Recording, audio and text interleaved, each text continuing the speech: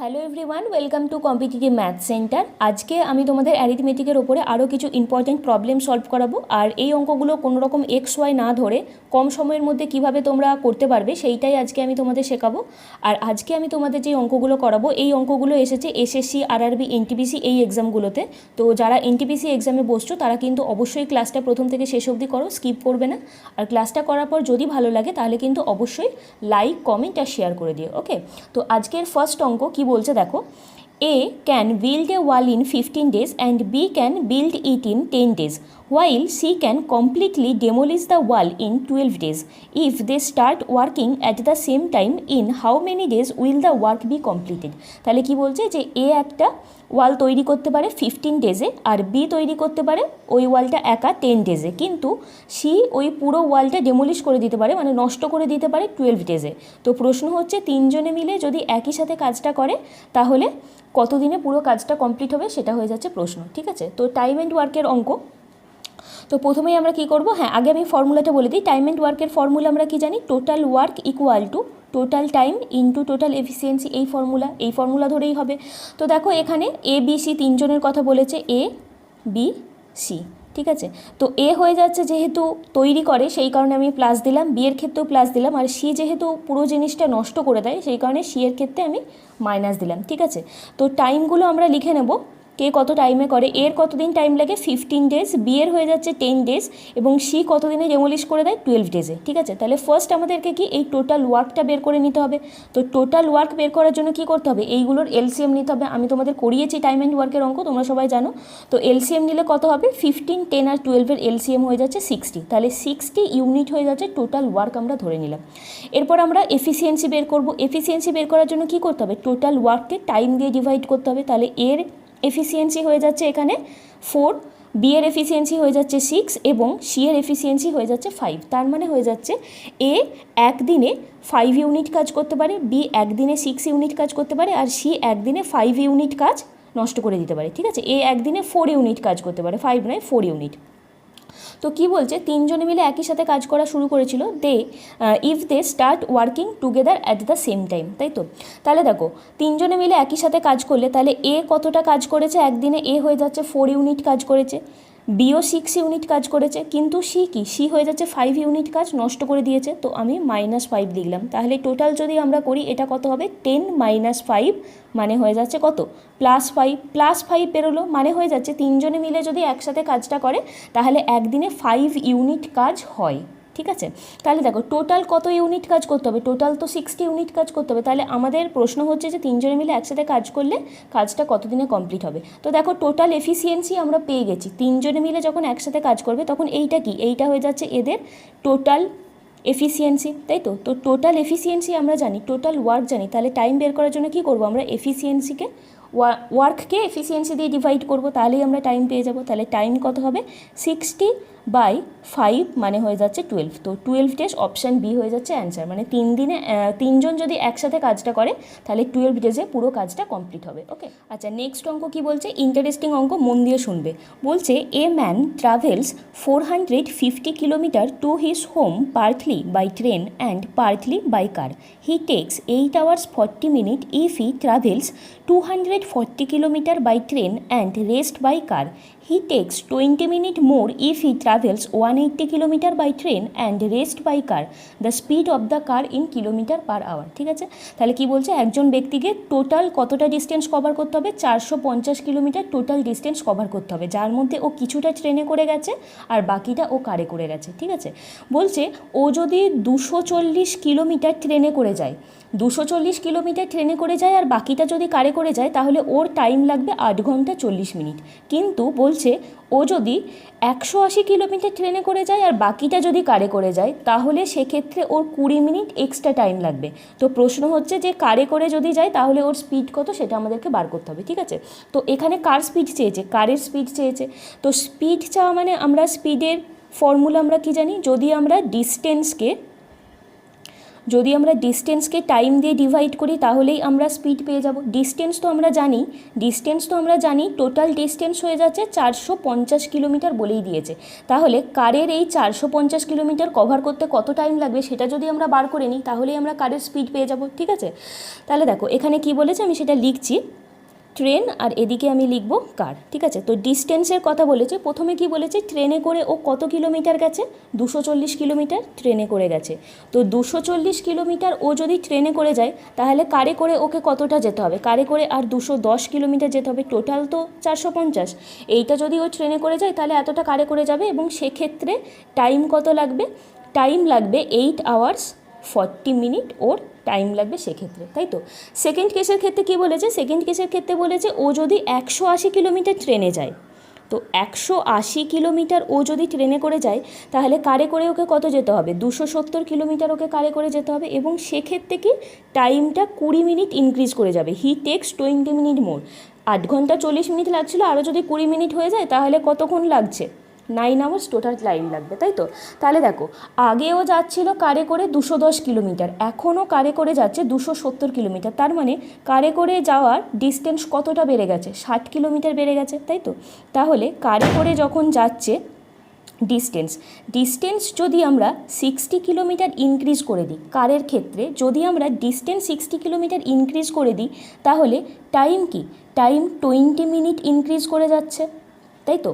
কারে করে ডিস্টেন্স যদি আমরা 60 কিলোমিটার ইনক্রিজ করি তাহলে টাইমটা 20 মিনিট ইনক্রিজ করে যাচ্ছে। এবারে দেখো প্রথম ক্ষেত্রে ও ট্রেনে করে কত কিলোমিটার যেত, 240 কিলোমিটার যেত, আর কারে করে যেত 210। তো এই যে 240 এটা তো কারে যেত না, এইটা তো ও ট্রেনে করে যেত।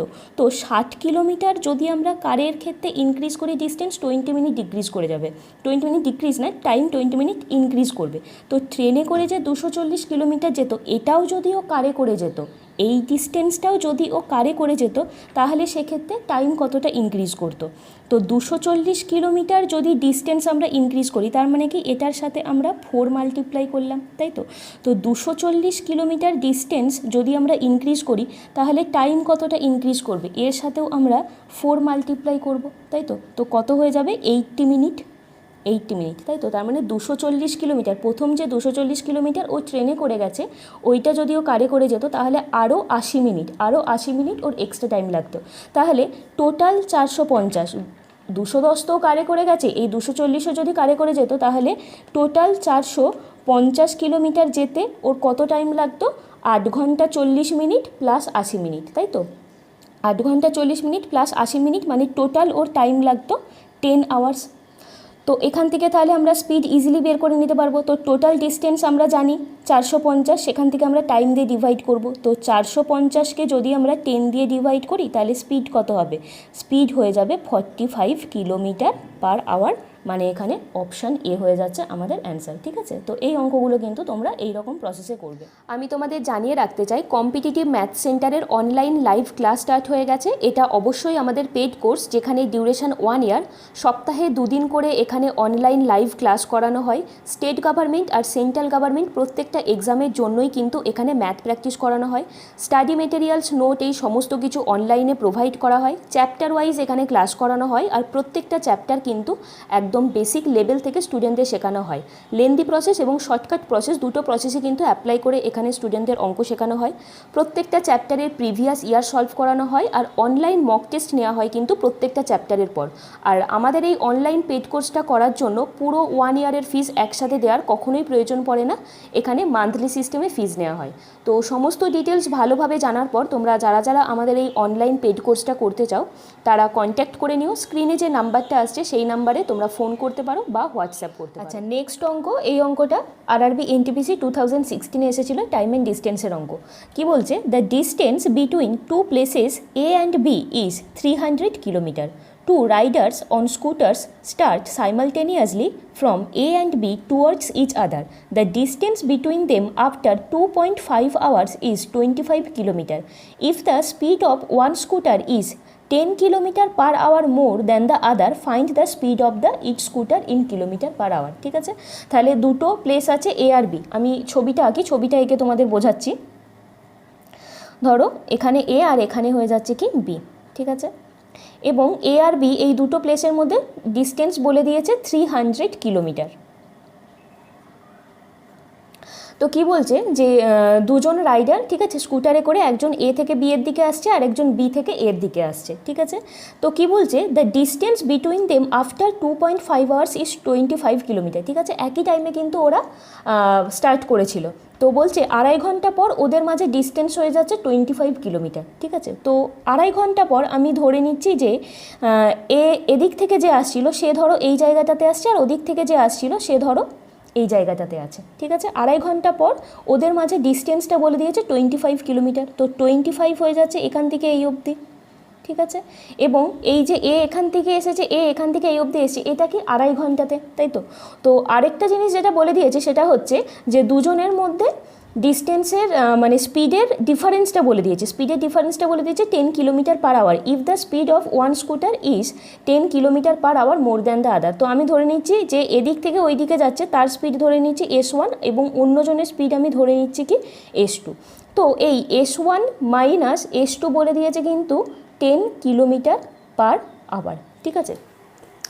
এইবারে দেখো টোটাল ডিস্টেন্স তো 300 কিলোমিটার, তাই তো। তার মধ্যে 2.5 ঘন্টা পরে এ এখানে, তার মানে 300 থেকে আমি যদি 25 বাদ দিয়ে দিই, 300 থেকে আমি যদি 25 বাদ দিয়ে দিই তাহলে কত পড়ে থাকছে, 275 কিলোমিটার।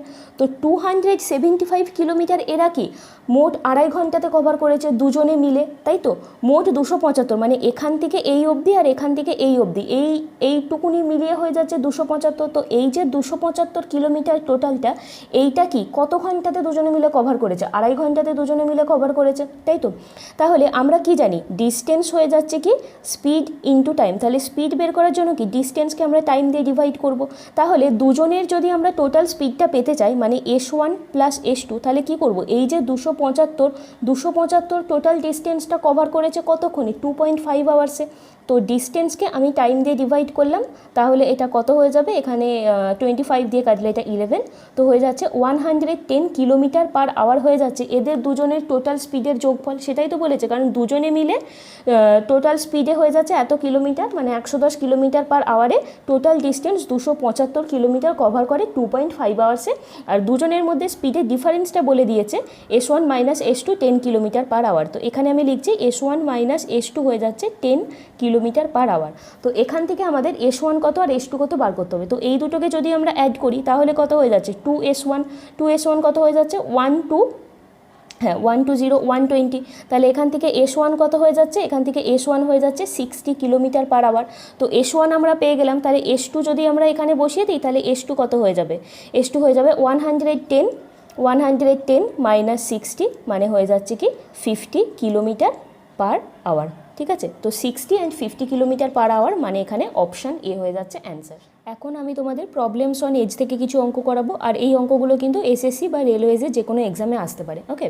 তো কি বলছে দেখো, 4 years ago the ratio of age of A and B was 2:3 and after 4 years it will become 5:7, find their present age, ঠিক আছে। তো প্রেজেন্ট এজ কত আমরা জানি না, সেটা বার করতে দিয়েছে। বলছে 4 years এগোতে এ আর বি এর এজের মধ্যে রেশিও ছিল 2:3 এবং আফটার 4 years হয়ে যাচ্ছে 5:7, তাহলে প্রেজেন্ট এজ কত সেটা আমাদেরকে বার করতে হবে, ঠিক আছে। তো A:B এখানে লিখছি। এর আগের দিন কিন্তু আমি এরকম টাইপের একটা অঙ্ক করিয়েছিলাম, সেই প্রসেস অ্যাপ্লাই করেই কিন্তু হবে, ঠিক আছে।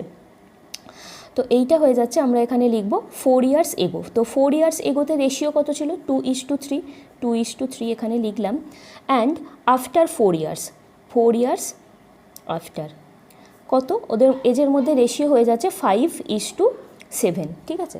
তাহলে দেখো এখন যদি শুধু আমরা এর কথা বলি, তো দেখো প্রেজেন্ট এজটা কিন্তু মাঝে আছে, আমরা জানি না প্রেজেন্ট এজ কত সেটা কিন্তু আমরা জানি না, এটা মাঝে আছে। তো প্রেজেন্ট এজ থেকে 4 years এগো এবং 4 years আফটার, মানে এই যে 8 বছর, এই যে 8 বছরের ডিফারেন্স। তো 8 বছরের ডিফারেন্সের ক্ষেত্রে আমরা যদি শুধু এর কথা বলি, এ 4 বছর আগে 2 ছিল এবং 4 বছর পরে সেটা 5 হবে। তাহলে এই যে 8 বছরের মধ্যে ডিফারেন্স, সেখানে কত হয়ে যাচ্ছে, 3 হয়ে যাচ্ছে।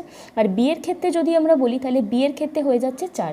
তো আমাদেরকে ফার্স্ট যেটা করতে হবে সেটা হচ্ছে এই যে ডিফারেন্স দুটো, এই ডিফারেন্স দুটো ইকুয়াল করতে হবে, ঠিক আছে। তবে কিন্তু আমরা অঙ্কটা বা এই ট্রিকটা কিন্তু কাজে লাগাতে পারবো। তো এখানে তো ইকুয়াল নেই, যেই অঙ্কগুলোর ক্ষেত্রে ইকুয়াল দেয়া থাকবে সেখানে কোনো সমস্যা নেই, কিন্তু যেখানে ইকুয়াল দেওয়া থাকবে না সেখানে আমাদের ইকুয়াল করে নিতে হবে। কিভাবে ইকুয়াল করব? এদের মাঝে যা ডিফারেন্স, মানে আফটার 4 ইয়ার্স এই দুটোর মাঝে যা ডিফারেন্স হবে, এই 2 দিয়ে ওপরেরটাকে মাল্টিপ্লাই করব, ওপরের এই দুটোকে, আর ওপরের যেটা ডিফারেন্স হবে সেটা দিয়ে এইগুলোকে মাল্টিপ্লাই করব। ঠিক আছে, দিয়ে যার যেখানে লেখার কথা সেটা কিন্তু সেই জায়গাতেই আমরা লিখব। তো এখন ফ্রেশ করে আমরা লিখব, তাহলে 4 বছর আগে রেশিও কত হচ্ছে, 2 দিয়ে এটাকে মাল্টিপ্লাই করলে হয়ে যাচ্ছে 4:6, এবং 1 দিয়ে এটাকে মাল্টিপ্লাই করলে কত হয়ে যাচ্ছে 5:7। ঠিক আছে, তো এখন আমরা যে রেশিওগুলো পেলাম এবারে কিন্তু পুরো ক্যালকুলেশনটা এই রেশিও ধরেই হবে, এবং এইগুলোকে কিন্তু আমরা এবারে ভুলে যাব। ঠিক আছে, তাহলে দেখো এখন কিন্তু এই 8 বছরের মধ্যে ডিফারেন্স এদিকেও এক হলো এবং বিয়ের ক্ষেত্রেও কিন্তু এক হলো। এবারে আমরা অঙ্কটা করতে পারবো। ঠিক আছে, তাহলে যদি ডিফারেন্স না দেওয়া থাকে এই রকমভাবে আমাদেরকে ডিফারেন্স করে নিতে হবে, এটার মধ্যে মানে ডিফারেন্সটা ইকুয়াল করে নিতে হবে। এদের মধ্যে যা ডিফারেন্স সেটা দিয়ে এইগুলোকে মাল্টিপ্লাই করব, আর এদের মধ্যে যা ডিফারেন্স হবে সেটা দিয়ে আমরা এগুলোকে মাল্টিপ্লাই করব, তাহলেই কিন্তু ইকুয়াল চলে আসবে। ঠিক আছে, তাহলে এখানেও আমরা 1 পেলাম, এবারে এখানেও 1 পেলাম, তাহলে তো আমরা বলতেই পারি যে এই 1 মানেই হয়ে যাচ্ছে 8 ইয়ার্স, কারণ এইটা কি 8 ইয়ার্সের মধ্যে ডিফারেন্স, প্রেজেন্ট থেকে 4 বছর আগে আর প্রেজেন্ট থেকে 4 বছর পরে, তাহলে 8 ইয়ার্স হলো। জানতে চেয়েছে কি find their present age, present age কত সেটা জানতে চেয়েছে, মানে এই মাঝেরটা জানতে চেয়েছে। তাহলে যে কোনো একটা আমরা বার করে নিই, হয় বিফোর 4 ইয়ার্স অথবা আফটার 4 ইয়ার্স, যে কোনো একটা বের করে নিলেই অ্যান্সারটা পেয়ে যাবো। ঠিক আছে, তো আমি বিফোর 4 ইয়ার্স করছি, তা 1 মানে যদি 8 ইয়ার্স হয় তাহলে 4 মানে কত, মানে 4 প্রেজেন্ট এজ থেকে 4 বছর আগে এর বয়স কত ছিল 4, তো 4 মানে কত, 4 মানে হয়ে যাচ্ছে কি 32 ইয়ার্স, আর 6 মানে কত, 6 মানে হয়ে যাচ্ছে 48 ইয়ার্স। তার মানে প্রেজেন্ট এজ থেকে 4 বছর আগে এর বয়স ছিল 32 বছর, এবং প্রেজেন্ট এজ থেকে 4 বছর আগে বিয়ের বয়স ছিল 48 বছর।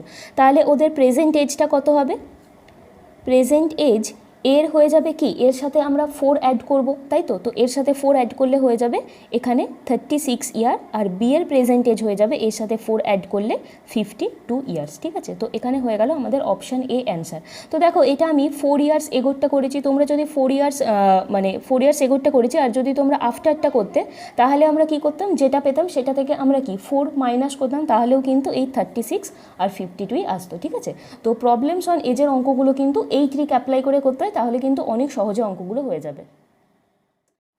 নেক্সট অঙ্ক প্রবলেমস অন এজ থেকে কি বলছে, at present the sum of the ages of A B and C is 150 years, where is 10 years ago the ratio of their age was 5:4:3, find the ratio of their age 10 years hence। ঠিক আছে, তাহলে বলছে প্রেজেন্টে ABC তিনজনের total বয়স হয়ে যাচ্ছে 150 বছর, 10 বছর আগে ওদের বয়সের রেশিও ছিল 5:4:3, তো জানতে চেয়েছে যে 10 বছর পর ওদের এজের রেশিও কত হবে সেটা। ঠিক আছে, তাহলে প্রেজেন্টটা বলে দিয়েছে, প্রেজেন্টে এ প্লাস বি প্লাস সি বলে দিয়েছে কত 150 ইয়ার্স, এটা কিন্তু বলে দিয়েছে। ঠিক আছে, আর কি বলে দিয়েছে 10 ইয়ার্স এগো, 10 ইয়ার্স এগোতে এ বি সি এর বয়সের রেশিও কত ছিল, A:B:C ছিল 5:4:3, এটা হয়ে যাচ্ছে কি 10 ইয়ার্স এগোতে, তাই তো। তাহলে দেখো এইটা কি প্রেজেন্টে, তো আমরা যদি 10 বছর আগে তিনজনের বয়সের টোটালটা বের করতে চাই তাহলে কি হবে, 150 থেকে আমরা কত মাইনাস করব, 150 থেকে আমরা 30 মাইনাস করব, কারণ 10 তিনজনের থেকেই বাদ যাবে, তার মানে টোটাল 30 বাদ দেবো, তো হয়ে যাবে 120, তো 120 হয়ে যাচ্ছে 10 বছর আগে তিনজনের টোটাল বয়স। আবার 10 বছর আগে এই যে রেশিওটা দিয়েছে এখান থেকে আমরা টোটাল কত পেয়ে যাচ্ছি 12 পেয়ে যাচ্ছি, তো বলতেই তো আমরা পারি যে 12 মানেই হয়ে যাচ্ছে 120 ইয়ার্স, তাই তো। তাহলে 1 মানে কত, 1 মানে হয়ে যাচ্ছে কি 10 ইয়ার্স, তাহলে 1 মানে যদি আমরা 10 ইয়ার্স পেয়ে যাই তো এখান থেকে 5 মানে কত, 5 মানে হয়ে যাচ্ছে কি 50 ইয়ার্স, 4 মানে কত, 4 মানে হয়ে যাচ্ছে 40 ইয়ার্স, এবং 3 মানে হয়ে যাচ্ছে কি 30 ইয়ার্স আমরা পেয়ে গেলাম। তাহলে 10 বছর আগে এর বয়স ছিল 50 বছর, বিয়ের বয়স ছিল 40 বছর, এবং সি এর বয়স ছিল 30 বছর। তো এখানে প্রশ্নটা দিয়েছে যে find the ratio of their age 10 years hence, মানে প্রেজেন্ট এজ থেকে 10 বছর পরে ওদের বয়স কত হবে সেটা বার করতে দিয়েছে। ঠিক আছে, তো রেশিও আফটার 10 ইয়ার্স, তো রেশিও আফটার 10 ইয়ার্স পর কত হবে, এইটা তো 10 বছর আগে মানে প্রেজেন্ট থেকে 10 বছর আগে, তো প্রেজেন্ট থেকে 10 বছর পরে যদি আমরা বার করতে চাই তাহলে এটার সাথে কি 20 অ্যাড হবে, তাই তো, তো 50-র সাথে 20 অ্যাড হলে কত হবে 70, 70 এটার সাথেও 20 অ্যাড হবে, কত হয়ে যাবে 60, আর এটা হয়ে যাবে 50, তো 70:60:50 মানে হয়ে যাচ্ছে 7:6:5, তাহলে কি হয়ে যাচ্ছে ratio of their age after 10 years will be 7:6:5, মানে অপশন বি হয়ে যাচ্ছে অ্যান্সার। নেক্সট অঙ্ক প্রবলেমস অন এজ থেকে কি বলছে, a father's age is 4 times as much as the sum of the ages of his 3 children, but 6 years hence his age will be only double the sum of their age. The age of the father is, তাহলে কি বলছে যে 3 ছেলের total যা বয়স বাবার age হয়ে যাচ্ছে তার 4 গুণ। 6 বছর পরে বাবার বয়স হবে ডাবল, মানে 3 ছেলের টোটাল বয়স যা হবে 6 বছর পর বাবার বয়স হবে তার ডাবল। তো প্রশ্ন হয়ে যাচ্ছে যে বাবার বয়স কত সেটা আমাদেরকে বার করতে হবে, ঠিক আছে। তো এই টাইপের অঙ্কগুলোতে বেস্ট হয়ে যাচ্ছে অপশান টেস্ট করে করা, ঠিক আছে। এক্স ধরে করা যায়, আরও অনেক রকমভাবে হতে পারে, কিন্তু আমি বলবো যে এই অঙ্কগুলো এক্স মানে অপশান টেস্ট করবে। তো দেখো এখানে যে 4টে অপশান দিয়েছে, তো 4টে অপশানের মধ্যে যে কোনো একটা হয়ে যাচ্ছে কি ফাদারের এজ। তো আমরা এখান থেকে অপশান নেব, ব্যাক ক্যালকুলেশন করে আমরা এই কন্ডিশনটা স্যাটিসফাই করার চেষ্টা করব যেটা এখানে দিয়েছে, ঠিক আছে। তো ফার্স্ট আমরা যে অপশানটা নেব, দেখো প্রথম লাইনে যেটা বলেছে যে father's age is 4 times as much as the sum of the ages of his 3 children, তাই তো। তার মানে বাবার এজ হয়ে যাচ্ছে 3 ছেলের মানে বয়সের যা টোটাল তার 4 times। তাহলে আমরা যে অপশানটা নেব সেটা আমরা 4-এর মাল্টিপল নেওয়ার চেষ্টা করব প্রথমে। তা বলে এটা নয় যে যেটা 4-এর মাল্টিপল হবে না সেটা অ্যান্সারই নয়, সেটাও হতে পারে, কিন্তু আমরা প্রথমে যেগুলো 4-এর মাল্টিপল আছে সেইগুলো দিয়ে আমরা নেওয়ার চেষ্টা করব, ঠিক আছে। তাহলে দেখো অপশান বিটা আমি প্রথমে নিই। তো ফাদারের এজ যদি 40 ইয়ার্স হয়ে যায়, তাহলে 3জন ছেলে, 3টে ছেলেকে আমি ধরো এ প্লাস বি প্লাস সি বললাম, তাহলে এদের 3জনের টোটাল কত হয়ে যাবে, ফাদারের এজ হয়ে যাচ্ছে এদের 4 times, তাহলে এইটা কত হয়ে যাবে 10 ইয়ার্স হয়ে যাবে, তাই তো। আচ্ছা, তারপরে কি বলেছে যে 6 বছর পর বাবার এজ হয়ে যাবে ডবল, কার তুলনায়, 3 ছেলের যা টোটাল বয়স হবে তার তুলনায় বাবার বয়স হয়ে যাবে ডবল 6 বছর পর। তাহলে 6 বছর পর বাবার বয়স কত হবে, এখান থেকে 46 হয়ে যাবে ফাদারের এজ। আর 6 বছর পর 3 ছেলের টোটাল বয়স কত হয়ে যাবে, আমরা কত অ্যাড করব, 10-এর সাথে 10 প্লাস 6 ইন্টু 3, তাই তো। 6 বছর করে 3জনে বেড়ে যাবে, তার মানে টোটাল 3 6 18, তো 10 প্লাস 18 করলে কত 28। তো 46 28 তো ইকুয়াল নয়, তাহলে অপশান বিটা কিন্তু আমরা নিতে পারবো না।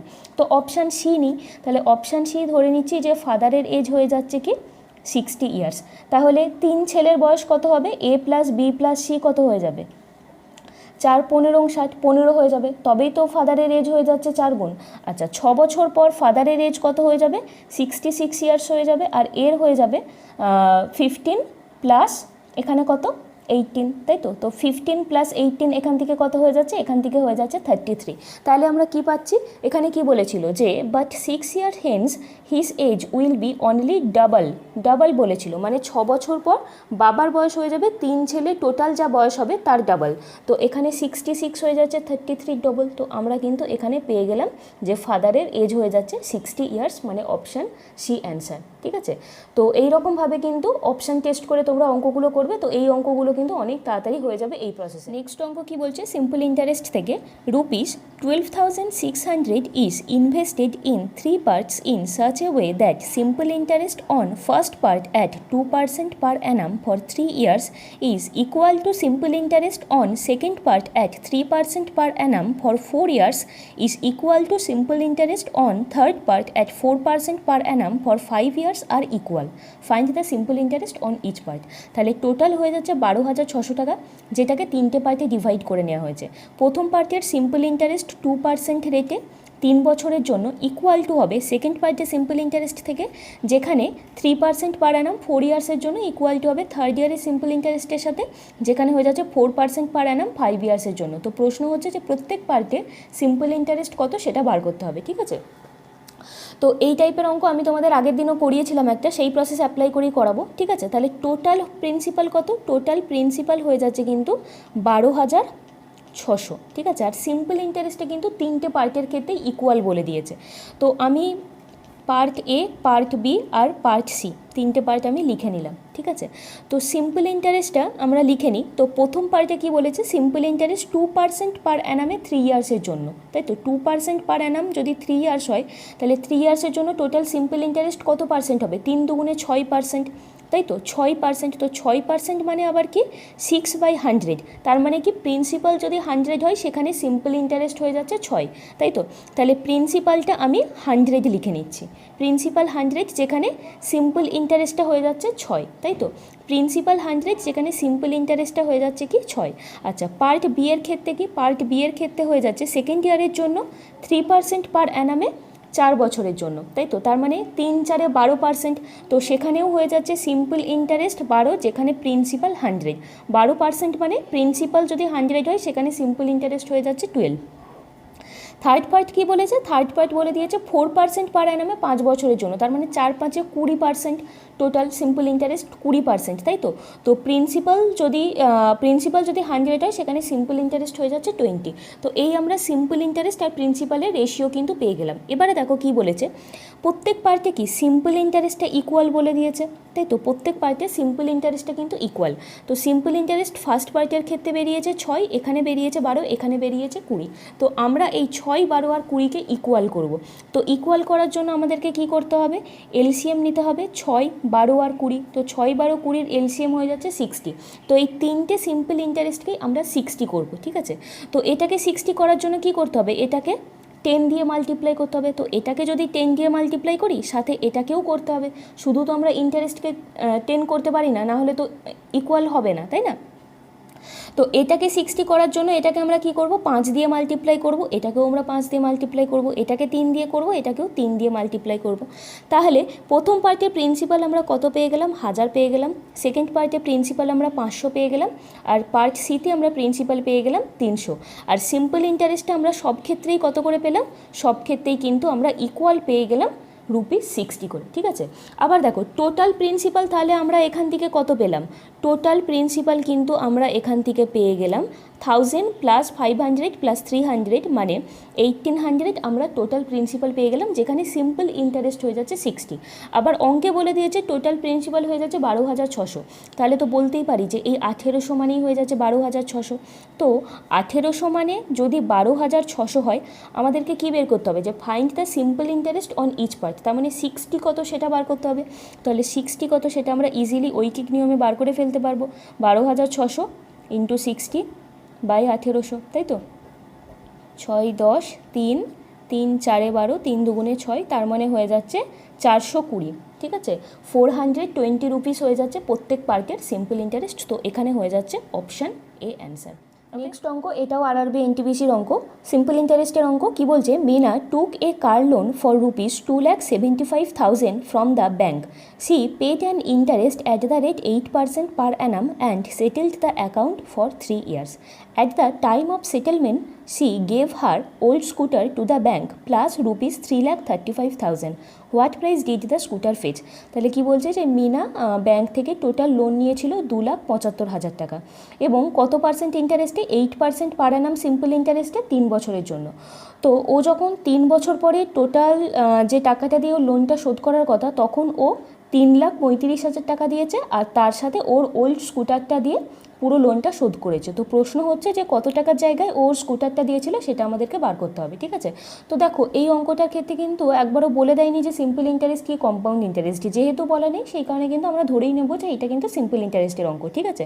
তাহলে দেখো 3 বছর পরে ও যখন ওর লোনটা শোধ করবে, তখন ওকে কত দিয়ে শোধ করতে হবে? অবশ্যই অ্যামাউন্টটা দিয়ে শোধ করতে হবে, তাই তো? অ্যামাউন্ট মানে হয়ে যাচ্ছে principal plus interest. Principal plus interest দিয়ে ওকে ওর লোনটা শোধ করতে হবে।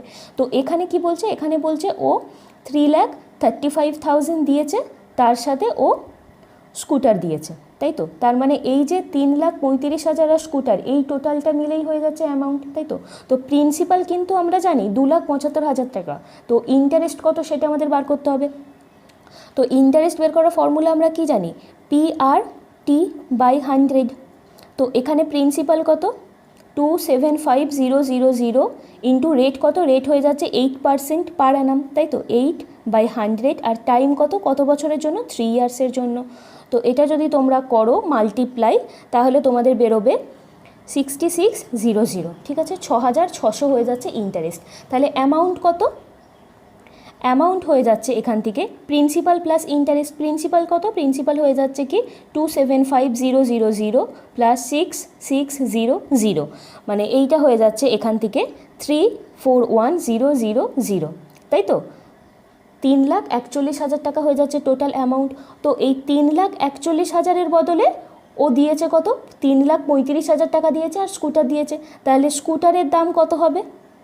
স্কুটারের দাম কত হবে? 3,41,000 মাইনাস 3,35,000, তাই তো? এইটা থেকে যদি আমরা এইটা মাইনাস করে দিই তাহলেই আমরা স্কুটারের প্রাইস পেয়ে যাবো। তাহলে স্কুটারের দাম কত হবে? স্কুটারের দাম হয়ে যাবে 6,000 টাকা। তো এখানে হয়ে যাচ্ছে অপশন বি অ্যান্সার। ওকে, তো আজকের ক্লাসে এই অবধিই থাকলো। ক্লাসটা প্রথম থেকে শেষ অবধি করার জন্য থ্যাংক ইউ। আশা করি ক্লাসটা তোমাদের ভালো লেগেছে, ট্রিকগুলো আমি তোমাদের শেখাতে পেরেছি। তো কেমন লাগলো ক্লাসটা সেটা অবশ্যই কিন্তু তোমরা আমাকে কমেন্ট করে জানিও, লাইক করো আর বন্ধুদের সাথে কিন্তু যতটা পারবে শেয়ার করো। আর যারা এখনও অবধি চ্যানেলটা সাবস্ক্রাইব করোনি তারা কিন্তু অবশ্যই চ্যানেলটাকে সাবস্ক্রাইব করে নিও। তো সবাই ভালো থেকো, দেখা হচ্ছে আবার নেক্সট ভিডিওতে। Thank you.